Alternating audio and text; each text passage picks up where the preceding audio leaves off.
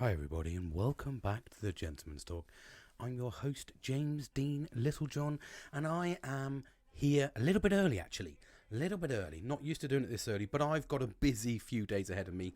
I'm off to the centre of the United Kingdom, if you like, London, for a few days to just work-related stuff. I'm going down early, which is a little bit of an inconvenience to me in a way, because I have a structured approach. Well, I say structured, I try to keep it structured, but I like my reflection time. And I'm doing something a little bit different here, and the reason I've also come on, because I'm spurred on. I've been doing this podcast now for the best part of 15, I think 12, 13, 14, 14 months I've been doing this podcast, and I've put a lot of time, a lot of effort, a lot of resources, and so I've sort of ventured out. I've taken the plunge, and I've ventured into two avenues. I still want to continue with my gentleman's talk, but I also want to offer a little bit of personal insight involved in the Little John's life, and that's me. That's me dealing with a couple of things I've recently been diagnosed with, and the reason that is, and the reason it's spurred this on, is just because I'm very passionate about this. I'm very passionate about actually putting myself out there, really, in a way, and I always feel if you're passionate about something, it will succeed, and I am very much passionate about this, and one thing that's the reason I'm going down this avenue for this particular aspect of my podcast is because, as you all know, you probably won't know, but if you do know, or if you've dived into this and this is the first time you're listening, because this is going to be number one on this little venture, my previous podcast has been talking about my journey with mental health, PTSD. I've been diagnosed with permanent PTSD, which brings on ailments such as anxiety and depression. I was also as an adult, and this is the big part for me, which is explaining a lot about my life. And I recently been diagnosed as an adult in my 40s with ADHD. And now most people would see that as, why do you want to label yourself at that age? You know, you've almost gone 40 years. Well, you've gone 40 years through your life, and you know you've got to where you are. And I'm like, yeah, okay, that's fine, but I've got to where I am, and where I've got to has been fucking hard work, and I genuinely mean it's been hard work. I haven't had things easy, and I'm not saying pull out your little mini violins and start fucking stroking the violin, not at all. What I'm saying is I want to understand about myself, and this is kind of like a way of raising awareness, because as the previous podcast, the reason it started was because men don't talk about their mental health. Men just do not talk about things. We literally, you see a lot of podcast. You see a lot of TikToks and stuff like that where women are saying like, men have just got this, and you know, men are like, even if they haven't got it, they've got it. But they don't realise, and that's all positive stuff. But what they don't realise is there's a lot of stress. There's a lot of anxiety, and there's a lot of things that men don't openly talk about. And when I was diagnosed with I was diagnosed with PTSD, almost 14 years ago now. So I've had it almost 14 years. High manic depression and PTSD. Now, I've always suffered depressive episodes through my life. Now, most people say, is that you getting sad? No, I do. I genuinely go to a place where I just don't want to be here anymore. I do stress myself out. And to give you a little bit of an insight, and this is probably just to get that out there so you understand, I have attempted suicide 3 times, and that's quite a big thing to say. The reason I can say it so openly now is because I've openly talked about it in my podcast. So in the Gentleman's Talk, there's The Darkest Hour, it's called, a little mini series, 3 episodes, where I talk about my darkest hours, and that's like the 3 suicide attempts. They were massively overwhelming for me to deliver, but the positives were amazing. And what it's done is, all the way through this purpose of this journey, and the reason I'm talking out about mental health and men's mental health, is because I'm just a normal average guy. I've got 3 daughters. I've been married. I am married, and I've got mother, father. They've been together. They're not separated. And I'm not saying that's a bad thing, but I'm saying that's a fairly secure thing to understand. A lot of mental health problems come later on in life if you've had a disjointed family, so to speak, because of we all know we're adults. If you're listening to this, you're probably in that adult area. Maybe you've endured that. So in my terms, I've had a fairly stable background, really. You know, in that sense, I've had continuity to a degree, but I've been heavily bullied, severely bullied actually, and I've struggled a lot through my life, and everywhere I've got to has been a challenge, and I don't think people really understand the challenges that are faced with when you have ADHD. Very easy for me now to talk about it because I'm learning and understanding it now. I have come across some problems. Obviously, with regards to getting this diagnosis was absolutely fucking horrendous. If you're in the United Kingdom, in most places actually, but United Kingdom, it's a 2 to 5 year waiting list to get diagnosed with ADHD. 2 to 5 fucking years is absolutely horrendous. And for me, that was like, I've since discovered, and this is where I'm going to hopefully give you tips and tricks along the way. So what I did is I paid extortionate prices to go down the private route. So I went through private therapy. I've been fortunate. I have caveated that with I've had 38 therapy sessions because my PTSD unfortunately was caused by 3 head-on collisions that weren't my fault, and that developed into post-traumatic stress disorder, which then developed into depression because I didn't manage it, didn't talk about it, which then developed into loneliness, isolation, anxiety, and basically changed the whole structure of my personality. If I'm honest, really did. It's changed some serious parts about my personality. And what I've learned through those therapy sessions and through the continued effort after the therapy stopped, which was, you know, a number of years ago now, was there was still something wrong. So I was like, there's still something wrong here. There's no way I can feel the way I'm feeling, and I can be the way I am, and I can go through life the way I am without there being something. Because when I look around, and I look around a lot, I look at people and I go, why are you so relaxed? Why are you so relaxed? Why are you so relaxed? Why are you so relaxed? Why do you do this? Why don't you get upset about this? And I've analysed that quite a bit. Right back to I went on holiday with my fucking best friend. You'll hear a lot about my friends in this journey, in this podcast. You'll hear a lot about my family in good, positive ways. But it's just really a way of understanding me, giving you probably an insight, maybe into something that you've endured, something you're going through. And it's a fucking tough old time. So, you know, basically what I've discovered in the time was like, there was something wrong. I was like, there's something still wrong here. Oh, hold on 2 seconds. I need to... my door's just swung open. Bear with me a second. Listen to some tunage.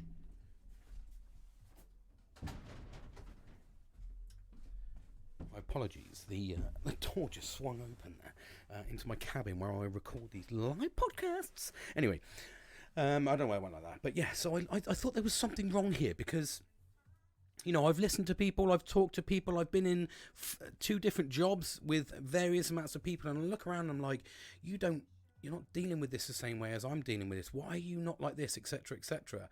And I was like, there's something wrong here. So I did an online ADHD test, and I was like, okay, this has come back as highly positive. Okay, that's a bit of that's a reason for me to possibly pursue that there is something still going wrong here. I've been on antidepressants, 50 milligrams of paroxetine, which is like the highest one you can get, which is equivalent to like what most people take is sertraline. Is an antidepressant, and that's normally about the equivalent to 150 milligrams. I've been on that for 4 years now, and do I see a difference? Not really. I don't. I see a massive loss in my emotion, and I see a massive loss in my sex drive. I don't really see positives in terms of it doesn't make me fucking any happier. So I started the Gentleman's Talk a year ago, over a year ago, to try and help myself to talk, and almost became my therapy. It was my therapy. So I launched into this, and this is something new, and this is where I pull into, because I was like, there's something wrong here. So I took the online test, and it came back with, you know, confirmation 100% you've got ADHD, see referral. So I looked for the NHS route, and the NHS route for me was 2 to 5 years. And I was like, fucking hell. So that's horrendous. So I went down the private route. So I went down the private diagnosis. So I did the whole therapy, had an X amount of therapy sessions, got the certification, and said, yes, you've got ADHD. It's going to cost you this much a month. And I was like, oh, okay, well, that's fine, because I can go on the NHS now because I've got a diagnosis. And they're like, oh, no, it doesn't work like that, mate. You've come through here. So you have to... The way it works is the NHS won't supply you with the drugs you need with the diagnosis even though they're stretched to their fucking capacity, and I've taken it on my own board to go down a professional. They're accredited people. It's not like I've just gone down to the fucking marketplace and gone, ADHD certificate, mate. Fucking lock that in because I need the drugs. There's no benefit. There's no benefit to having ADHD apart from the drug that I need to help me function. So I don't gain anything from it. It's not restricted my job or my capacity or anything like that. It's literally just a case of I just want to get the help so I can function on a daily basis. So that's where I got to. I was fucking like livid. I was like, oh my God. So I've got the diagnosis. Now I need to spend £140 a month to get the drug, or the NHS, which is like $9.49. And I'm like, but I can't get the $9.49 one because they don't recognise this professional. So anyway, I was in the fucking catch-22. So I was like, okay, then what's the natural remedies? And I did a podcast on lion's mane, because lion's mane is really good for brain focus.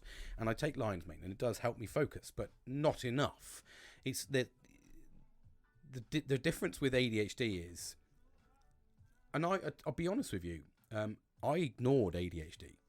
I thought it was just, because I looked at it from a kid's perspective, and I went, oh, it's just a fucking kid who hasn't been disciplined. You need to fucking discipline more. Bullshit. And I was one of those parents. I was like, fucking, my dad, I never had it. My dad fucking disciplined me and sorted me out. I was very structured, military fucking fied, and I was, look where I am. I'm fucking, I'm brilliant. No, I'm not. I'm not fucking brilliant at all. I've bumbled my way through fucking life. I've been in trouble fucking numerous times as an adult. I've thrown away fucking careers through stupid, impulsive mistakes. I've lost relationships. I've lost friendships. I've lost fucking a world, really. And the people that have stuck with me, genuinely the people that have stuck with me, are through the whole of this fucking journey that have never fucking argued with me, never fucking lifted a finger, never done anything to hurt me in my whole entire fucking life, are my best friend and my wife. They're the two people. Now, their personalities are very, very similar. They're very relaxed. They're very chilled out. They'll go with whatever I want. They don't question what I want because they know that what I want will have a good outcome, because, both of them have known me 20 odd fucking years. They know me inside out. So because of that, they never stop me doing what I'm doing. If I say I've had enough, I go. Now, so I've lost other friends. I've lost really good fucking friends because of this disorder, which is attention deficit disorder. ADHD. I don't even know what it stands for. I've completely lost my mind there. But ADHD, and for me, it's attention deficit hyperactivity disorder. Now, the reason I'm doing this podcast, and the reason I've come across to this side, is because this is me. This is very personal. Now, the reason I'm doing this is because I want to raise awareness. But this takes a lot out of me to do. So I've kind of pulled into this side of things because I want to offer you an insight into me and into, that's my door. I want to offer an insight into me and how I deal with it, and probably what I've dealt with over the last 40 years, where I think I've made these stupid decisions because of the ADHD that's been undiagnosed. And you see a lot of adults, and the reason you get to a certain point in life is because I'm in my 40s now, so I'm 42 this year. And I'm getting to the point where I'm like, I can't. When you're young, I don't think you really care. I think when you're young, you just fucking bounce around. Everyone just thinks you're a fucking loony because, I was in my 30s. I was very rebellious. I was fucking, it's just fucking James. James is just a fucking loony. He just fucking loves attention. But at the same time, he loves attention, but I won't see him for fucking six years. Do you know what I mean? And then when I see him, he's fucking bonkers. Yeah, and when you reflect back heavily on yourself, when you get the diagnosis. So what I did was I got that diagnosis, and then I recently, so 4 months ago, went down the route with my doctor. Now, this is the positive bit, and this is the reason why I'm doing this, is because the difference with the NHS is, right, I've gone private, I've got a diagnosis, no one accepts that. That's fucking horrible, but no one accepts that. So I went down the NHS route and said, fuck you then. Right, I'm going to go down the NHS route. What they did do is they did say, well, we can speed things up because you have done this. You have been to 38 therapy sessions. We've got all those therapy sessions recorded. You have previously been through the mental health route, which I had done it 5 years ago. I went through the insurance route because they had to, because it was caused by them. And I got the therapy through them. But what I also did was to get everything sorted out and get it on paper legitimately through the doctor at the time. I went through the NHS route and again got diagnosed by a third psychiatrist as having permanent PTSD. It transpires because there was an area where they thought I had bipolar, because they were like, you've got the traits of bipolar disorder, but they were like, no, it's tied to the PTSD. But we've gone now 14 years and I've been driving since my last accident, almost 14 years. And I'm like, there's got to be, like PTSD, there's got to be a way where this will dissolve a little bit.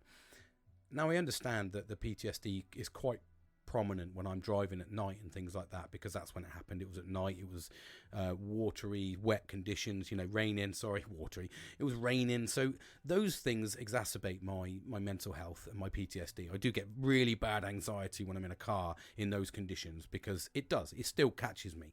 But normal jogging, I don't think it's down to the PTSD. I think the normal jogging aspect is actually to do with the ADHD. And they thought it was bipolar because I was going into manic depressions every 2 to 3 weeks. And all of these things have come about. But when I finally went down the doctor, and the doctor, and this is where we come to, we're almost, it's a big introduction, but I need to give you a little bit of an idea of why this is happening. And I spoke to the doctor last week because obviously I did a podcast on Gentleman's Talk, the latest one I've done. And I was in a really fucking horrible place. I was really horrible. And what I do is I use the podcast there to talk about things. That gives me the positivity. That gives me the therapy session, if you like. And I was in a fucking devastating place. But when I spoke about it, I understood what I was upset about.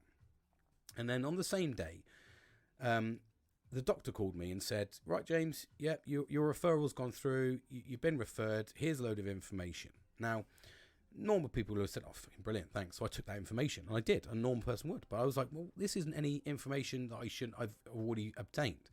The problem is, it was different, because it seemed to me more legitimate. Although I hadn't paid for it, and I could have paid for it and got that, you don't really know what you're getting out there. Like, I've seen TikToks, and most TikToks are similar with ADHD, but there is the odd one that chucks a curveball at you, and an odd one that does this and does that. And what do you take as reality? Because there's so much information. It's almost to the point where the internet has become overwhelming. There's too much information out, and there's so many people that are contradicting what other people are saying. You don't really know what's true. You have to go with your gut instinct. And I just went with my gut instinct and went, okay, I'm happy that the NHS is taking me seriously. I'm happy that I'm going to get the support I need. This little bit of information that came through, and I've done a lot of research this weekend on it. Hence the reason why we cascade into the dopamine hunter. And what do I mean by the dopamine hunter? Well, anybody with ADHD that's been diagnosed with or not diagnosed with might be able to relate to this. But also, this is awareness for people that don't have ADHD and want to understand why their friends are like their friends, what like they are, or their loved ones, or their partners. It's really like an awareness thing, and also an educational piece for me as well, because I get to talk about it. I get to understand it, because the way my brain works is I need to openly talk about things to process them. Write things down. It's fucking mind-boggling. But I want to give you a little bit of a detailed insight into somebody with an ADHD brain, a PTSD brain that's been through manic depression and has anxiety, but is also at the same time trying to be a fully functioning fucking parent, adult, husband, son, fucking brother. You know what I mean? It's you're just trying to function on a daily basis, but at the same time knowing that I'm a man in a man's fucking world. And I don't mean that in any sort of negative sense at all, but I'm just saying, men inherently just suck up, buttercup, and get on with it. And we still say that to this day. We still say to people, fucking suck it up. We still say man up. We still say move on. We don't realise that behind that fucking closed door, somebody is fucking screaming. I can be stood there sometimes, smiling at people, going, yeah. And inside, I'm fucking screaming at them. And I can actually hear the screams in my fucking head, because I don't want to be here. You're talking shit. Fuck off, leave me alone. And that's all. There's loads of shit that goes through your fucking head when you've got ADHD. And we get that anyway. Normal brains have that. You know what I mean? So you just imagine everything that you normally have is, when you've got ADHD, is tenfold. So the dopamine hunter, what do I mean? Well, what ADHD inherently is you are a dopamine hunter. You mine for dopamine. So you find things that make you excited, but then what happens is, for some stupid fucking reason, once you get to a point where you're happy, there seems to be this shutter that comes down, and then a scar goes over that, and you go, okay, you've opened the wound. That wound is making you, it's fresh blood. It's probably the easiest way to talk about it. You've got the wound open, it's fresh blood, or you've unblocked an artery. We'll say with that, actually. We'll go with that because it's probably a little bit more, less fucking detailed. but you've got an artery that's been blocked, and all of a sudden you fucking open that artery, some flesh blood goes through that system, and you're feeling great again. That's a dopamine hunter. So that's what you're doing. You're trying to reopen those veins in the brain to give you that dopamine. We're very much driven by the frontal lobe, the frontal cortex. That's where we're driven by. And what happens is, and I've got so many relatable contexts to this, which is why I'm so excited about doing this podcast journey on this additional bit, because it's true. And what you tend to do is you tend to open up those things, and then what happens is, with ADHD, you get to the point where your brain just says, okay, that's cool, you've done that, mate. And what happens is it fucking chokeholds that vein, that artery, chokes it back, but you can't force the thing through. You try and do what you did before to get to there, but there's no way of getting there. That's it. That's it. Fucking done. That's it. That's scarred. You're like, okay, then. So, and then you go into this depression bit, because what happens is you've got a real fucking high. And the relatable example of this is, I started wakeboarding. I always wanted to do wakeboarding. I'd heard about it. I love the water. I'm a fucking absolute water baby. And I started wakeboarding, and I went down and did this 15-minute fucking training session that came on Keys. Someone on Facebook years and years ago said to me, fucking jump on, James. Get on fucking Facebook. Keys Wake and Ski. They're doing training day, and they want people to go on the cable. And you don't pay, you just turn up, chuck your fucking get on and have a go. It's like a taster session as well. So I was like, fucking bonus. So I went along, met these people, really lovely couple, Jack and Faye, from Keys Wake and Ski up in Farnborough, and Mychit, I think it was, Mychit. Really good couple, really nice, and I got really friendly with them. And what happened was I started, and I got such a fucking buzz. I got in the water. Obviously, I got cold water therapy because it was, I think, January the fucking 15th or something like that. So the water was fucking freezing. That's why they were like, it's the best time. No one wants to come down. We can get some idiot to come down and fucking do it, probably, jump in the water. So I did. I jumped in the water. It was fucking Baltic. But, of course, all of these things I now know is dopamine. And I know that cold water therapy is absolutely fantastic for ADHD because it stresses you out, gives you a rush of endorphins, dopamine, serotonin, and then you close down and you live off that for the day. And this is more stuff I'm going to talk about through the journey, is why we do this and what we can do to help ourselves get the dopamine without losing those concepts of the people around us. And so I did wakeboard, and I absolutely fucking loved it. I absolutely fucking loved it. And I said to myself, fucking brilliant. So I went straight out, and this is the ADHD bit. I went out straight out and spent £2,000 on kit, and was like, yeah, fuck it, go all in, mate. Get you £2,000 worth of kit, brand new everything. Turned up, and they were like, Jack and Faye were like, what are you doing, mate? You've never done it before, and you've got £1,000 board. Yeah, but fucking mate, I'm in. Let's fucking do it. I love this shit. So I did one season, paid £1,000. On top of that, it was £1,000 for my, for the cable time. So that's £3,000 I've spent on something I've never done before. But I class myself as quite good at sports. So again, a trait with ADHD. And I was hyper-focused. That's the hyper-focused bit. Was like, I want to do this. So I fucking started going up the kicker. People were like, fuck me, you're doing all sorts, mate. I did one season, and then the next season, I came along, and I was like, right, okay, I'm going to buy a new board and bindings. Why? I don't know, that one's scratched. So I did. I went and spent another £1,000 because I paid off that £3,000 in that year, most of it. That went on credit cards. And again, this is the top-up bit where I'm still paying off for that stupidity of endorphin rush and dopamine, which is why you need to grip this fucking ADHD as soon as you can. So if any of these traits or symptoms come along, fucking look into it, because I got into debilitating debt because of the dopamine hunting bit. And anyway, so before I digress, so I was into this wakeboarding, and I said second season, did a game, same again, new board, new bindings, and but a little bit cheaper because I was like, be a bit sensible. So I bought the last year's model, so saved myself. I think it was about £1,000 on top of that, and then £1,000 for my cable time. And at the start of the season, I was like, right, I want to do a backflip, and that's what I said to them. Said to George, my instructor, absolutely lovely fucking guy as well. I said to George, mate, I want to do a backflip. I said, he said, okay, mate, you just got to send it. And I was like, all right, mate, what do you mean by that? He said, you just got to fucking go for it. You've actually got to, I want to do a tantrum, which is an open backflip. It's not a backflip, it's like a full open backflip. And I was like, you full rotate, extended, over on one arm, both arms out, you look back and you throw yourself in a full tantrum. I was like, okay. He said, but if you don't commit, you can either go completely backwards, land on your back, probably win yourself, or you can land on your front full if you over rotate and smack your fucking bollocks and you'll be wiped out again. So I've given you those two scenarios. Now, those two scenarios came plentiful. Okay, I think I was chewing on my balls. I literally, that was the safest place for them. If I could have reached into my throat, grabbed hold of my balls and put them there just for the sake of the journey, it would have been less painful than them having fucking literally hit the water like hitting a brick wall. And I was 15 stone, so I'm trying to rotate 15 stone on an axis and land on a 1 foot wide board onto the water. So this is the thing, I'm going up a 4 foot ramp, launching 7 foot in the air, backflipping whilst being pulled by a cable, backflipping, open rotated, 15 stone to land on my feet on a 1 foot board of water and ride off. Okay, so we're not just running up a fucking wall, and that's the reality of it. So you've got a lot of movement. At one time the cable's fucking going, you've got an operator that's trying to keep you going. You've got to do all this in a fluid motion. So I probably would have been easier if I could have taken my balls out, because at most points you can actually, when you slap the water, you can actually physically feel everything screams, everything goes, oh my god, your fucking penis goes, oh my god, you've just ran into a wall, your brain goes, what you doing?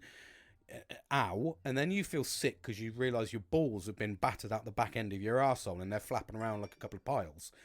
So, you kind of got a lot going on. You've got a lot going on. So, for me, I wish I could have just done that as a oneer anyway, but what I tended to find is once I would rotate, over rotate, and the balls would come out the back, couple of piles. Then the next one later, whilst I was going along and I felt a bit of discomfort, I would land on my back and it would almost force them back in.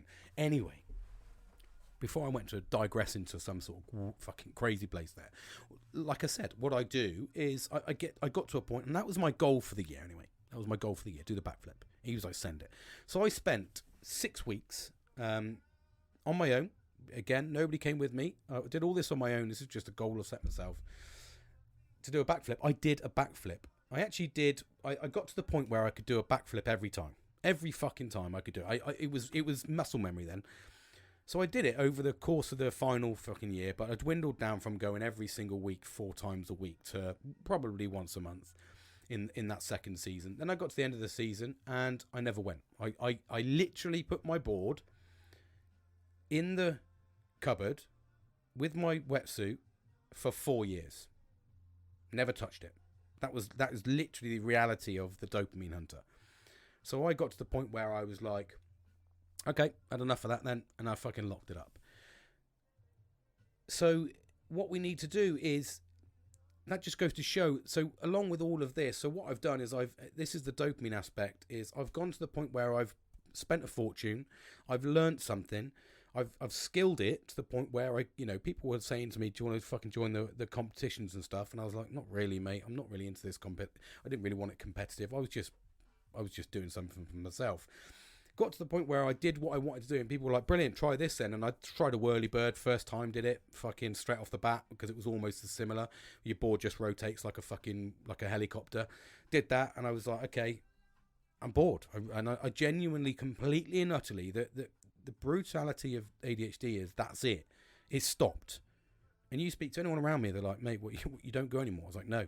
And I got invited for the next 2 years religiously. People were like messaging me on Instagram and stuff saying, James, you're coming back down. Because I used to go down and I'd be a fucking world. Because it was a crazy place for me. There was dopamine absolutely everywhere when I went wakeboarding, because there was attractive women, the be all and end all it, because everyone's in fucking bikinis. There's boats, there's drink normally, there's fucking, it's water. Everybody's down on a happiness. There's good food, there's good friends. It's normally a sunny day. So the dopamine is fucking plentiful.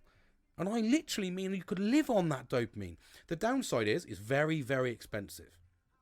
Fucking cripplingly expensive. So for me, it's kind of, that's the brutality of it. That's the brutality of ADHD. I got to a point where I'd succeeded. I'd done what I needed to do, and I put the board in. Like I said, put it in the shed for 3.5 years, and I sold it. And the guy was like, "Mate, is there anything wrong with it? Because you're only selling it for like 400 quid." And I was like, "No, mate, it's literally all brand new, custom helmet, because I'm an aircraft painter and finisher. So every 6 months I bought a helmet, sprayed it, did something custom for myself, so I could turn up, fucking bling bling. Even painted other people's helmets, in sense of, sorry, I think my door. Even painted other people's helmets to get designs out there that people never even paid for in the end. People were just doing it because they were like, "Oh, can you make me one?" And I remember somebody said, "Yeah." I was like, "Just chuck me a couple of beers." They literally chucked me a couple of beers for probably about £150 worth of custom helmet. And that's the reality. Unfortunately, that's what you got into. I was into a world, actually. And what I realised, and one of the reasons why I came into it was, and this is I think the plus side, to ADHD is you see selfish people very, very, very quickly. And there's always positives and there's always negatives. I don't really think, I think the problem is with ADHD, there's some really, really big negatives. And there's some really, really good big positives. For me, it's like, the positive is you're constantly doing crazy things. You're constantly pushing your boundaries. You hyper focused.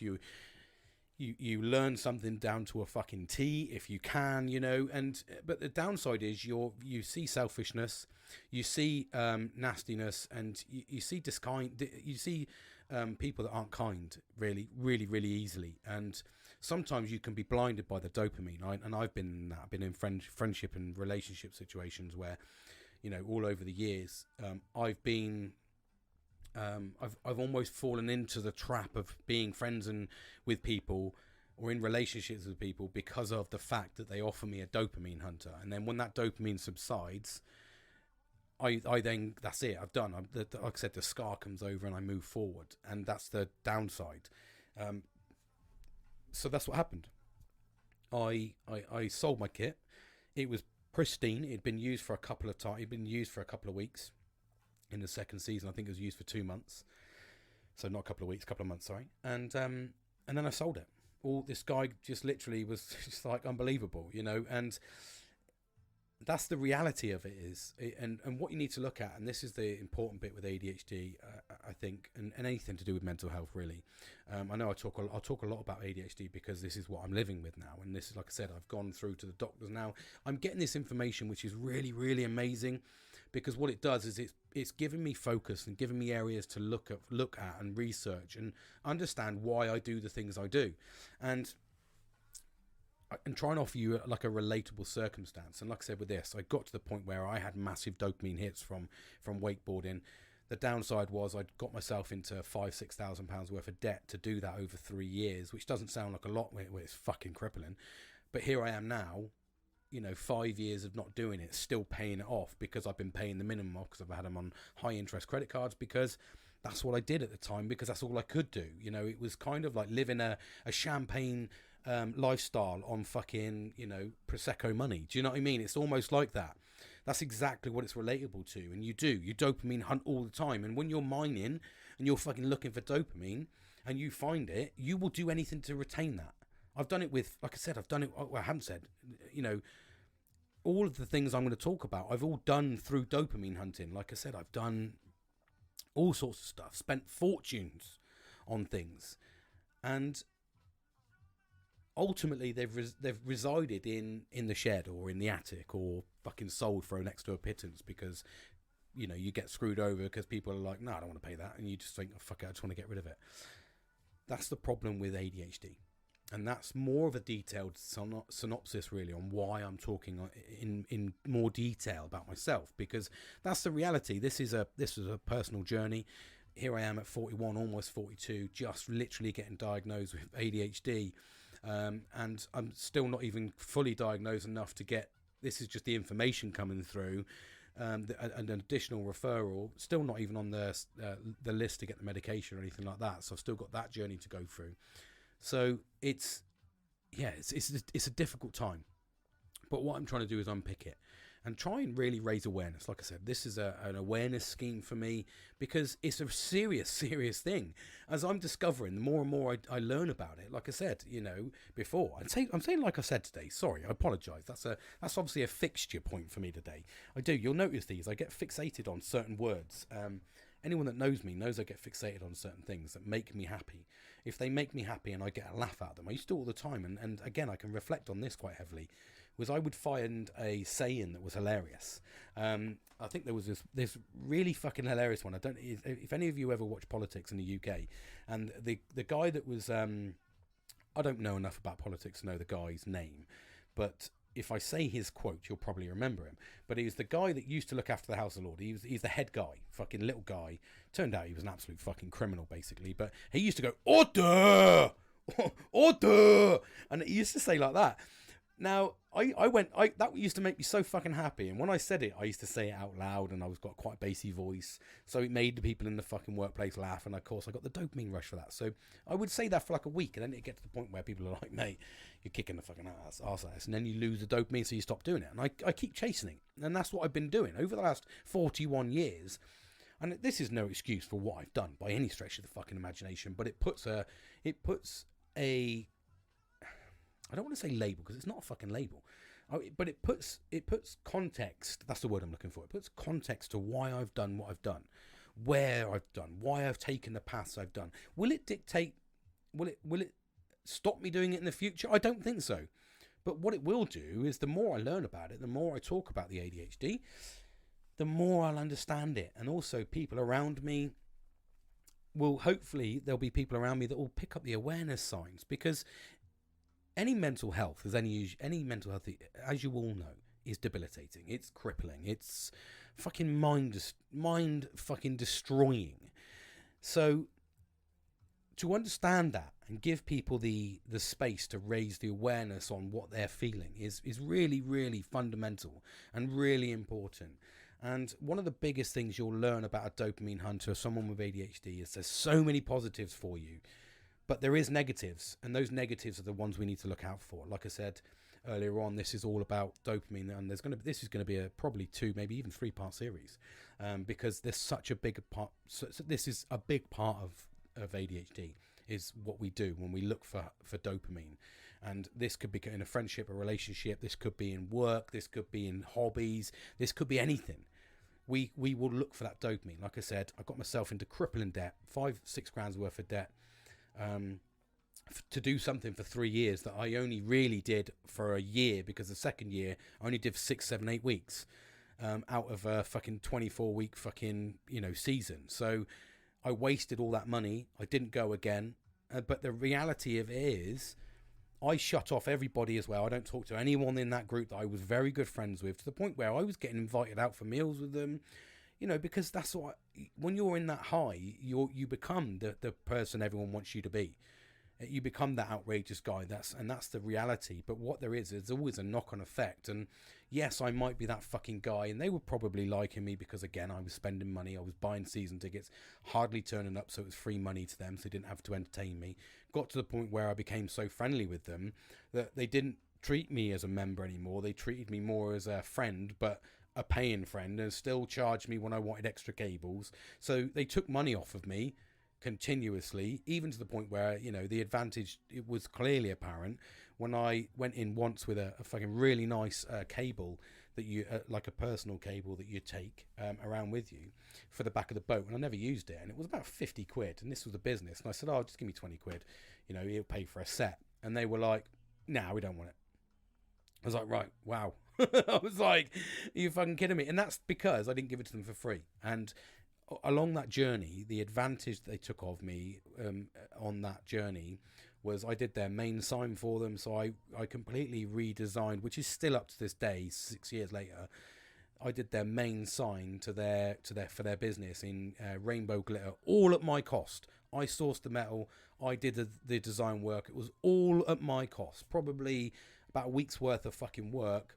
And again, I stipulate and emphasize all at my cost, and not once did I get a thank you. No, I did them a specialist wedding gift on a wakeboard that they gave me, and again, that's in their house with their own personal designs on it. Didn't get a thank you. Didn't even get a free set. And when I say free set, I mean we're talking £15 a set to go up and down for 15 minutes. So for me, I was like, wow. And that just goes to show that your friendship, when you have ADHD, can be taken advantage of massively. And I think the reason that I'm 41, 42, going on a little bit grumpy, is what does happen is as you mature, you tend to notice the signs more. Because you slow down in life, you tend to notice the signs a bit more. You tend to look out for those advantages, and then you go, okay, I think you're just taking the fucking piss out of me now.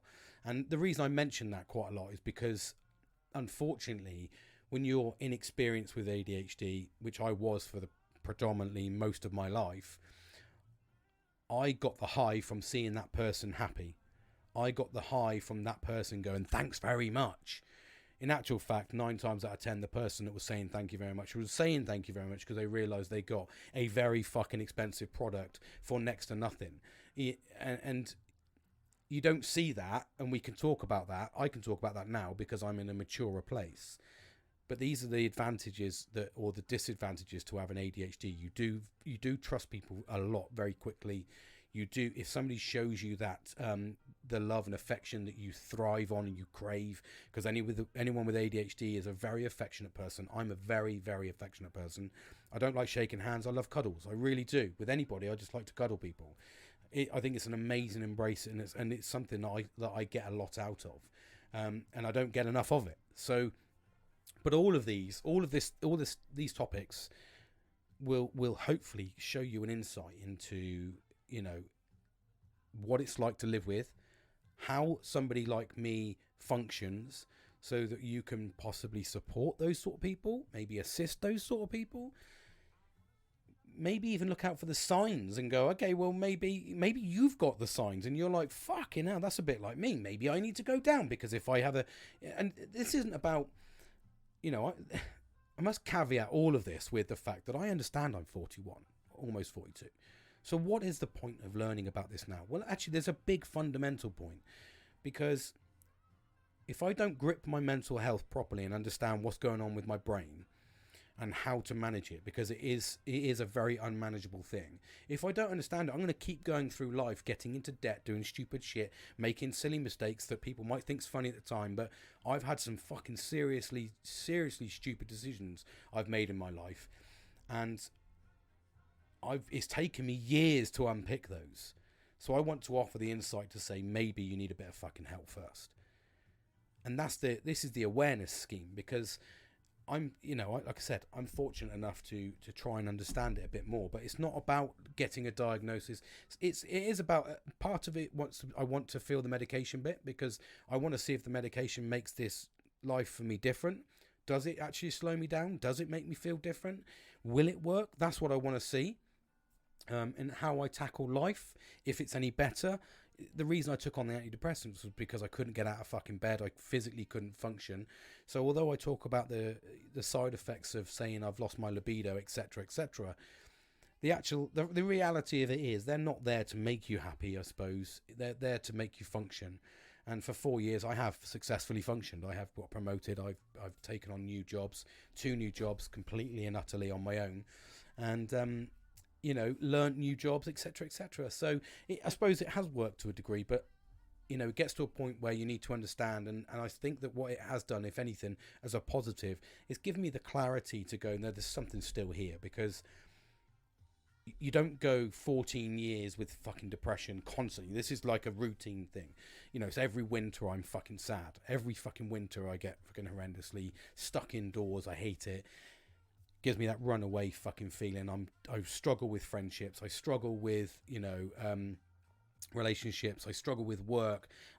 Ultimately, I find lots of areas to struggle. So I'm looking at trying to develop myself, and hopefully offer some awareness if that's possible. So do you know what, I'm going to wrap it up there because I've been talking to you on day one of the new podcast, Little John's Life. I've been talking to you for 40 odd minutes. That's brilliant. That's fantastic. But hopefully you're going to be intrigued enough to get stuck in. Like I said, the next one is, like I said, this dopamine hunt is a big aspect. So I'm going to absolutely fucking thrive on talking to you. I will say to you, this is live.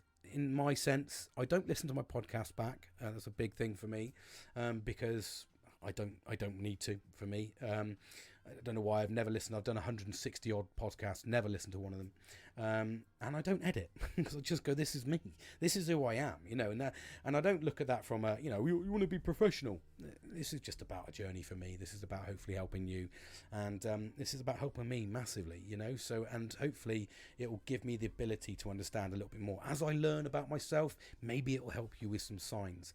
I know the awareness is out there. ADHD is such a new thing in terms of, we really don't understand it enough, and it's been going on. So what I need people to focus on is, when we talk about ADHD, PTSD, autism, Asperger's disease and all that, all of these things that are mentally health related, depression, stress, anxiety, when we talk about all of these things, they've been around for fucking years. But the problem is, for fucking years we've said, for men, man up, women cry. Men fucking die. They're suicidal through the fucking roof. Because for years, and women cry, get themselves up, and even women are subject to suicides of this nature. The difference is, women talk about it massively. They really do they do support each other as a gender. So for me, they're absolutely fantastic. You've got to remember, I was born in the 80s, 1980 fucking one. For me, I've gone through all these things, and it is very much all of my military career, ex-RAF, all of my Serco career, everywhere I've been, it's been man up, man up, man up. Get the fuck on with it. Just get pissed. It'll be fine. Do you know what I mean? It's one of those things. And that's a really, really important aspect. And I think that for me, it's learning about that and trying to sort of unpick it. And, it's going through all of this time, we need to try and raise a bit more of awareness about it. So yeah, like I said, this is going to be a dopamine hunter. This is going to be a couple of beautiful episodes. I really enjoy it. So hopefully you're enjoying it. Hopefully you're stuck in again to stick around. And look out for the dopamine. The next one's going to be about friendship, actually, because I think it's such an important thing that I talk about, I harp on about in the Gentleman's Talk. So go over there and listen to that as well. That's a great little free series that I've done for 14 months, talking about PTSD and everything else. And like I say, just honing in on the subjects now that I think that are going to be beneficial to me and hopefully raise awareness for you. So thanks for listening. Take care of yourself, and I look forward to talking to you again soon.